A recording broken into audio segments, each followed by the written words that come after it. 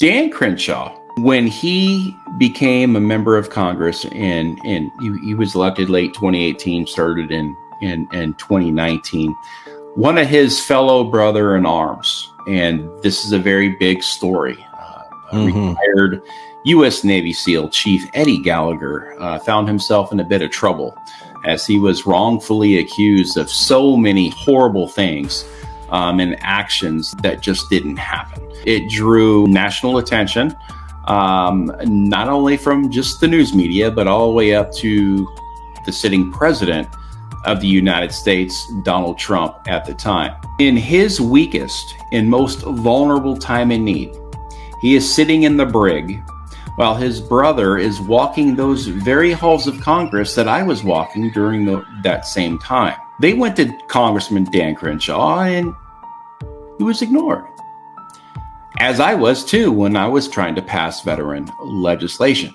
I too was ignored. They had gotten a letter that 50 congressional members had signed on that were asking for his immediate release so he could prepare for trial and literally be given that constitutional right to prepare. Let's not forget about the 8 exemplary and honorable overseas combat deployments as a U.S. Navy SEAL. This guy's seen things that you just can't unsee. And he did the job of the American people. I couldn't even imagine.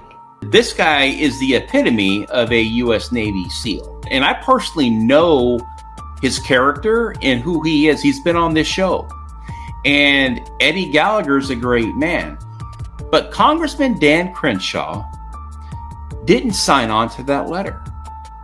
Additionally, he took action to try to keep him locked up for even longer. In that action he took, he didn't want any visitors. The only people that can come see you are your own attorneys.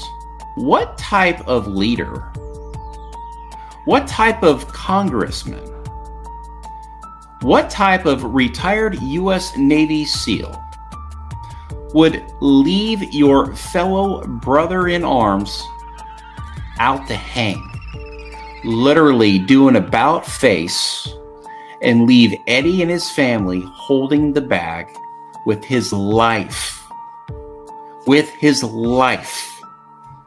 dwindling away again as he's sitting in the brig, not knowing if he will ever see sunshine again? That right there says so much about Congressman Dan Crenshaw and his motivations to this country. Eddie Gallagher had 7 charges brought against him. He was acquitted of 6. The one that stuck, he had already served time for. There has been a lot of lies, a lot of gaslighting. How do you uphold the Constitution whenever you actively work to strip not just Eddie Gallagher, but Americans in general of due process? He publicly displayed ruthless intention on a very highly decorated 8 combat tour retired U.S. Navy SEAL Eddie Gallagher. If Congressman Dan Crenshaw can show that type of motivation and that type of ruthlessness against a man like Eddie Gallagher, what is he doing to a Joe or a Diane or a Billy and Bob in his own district?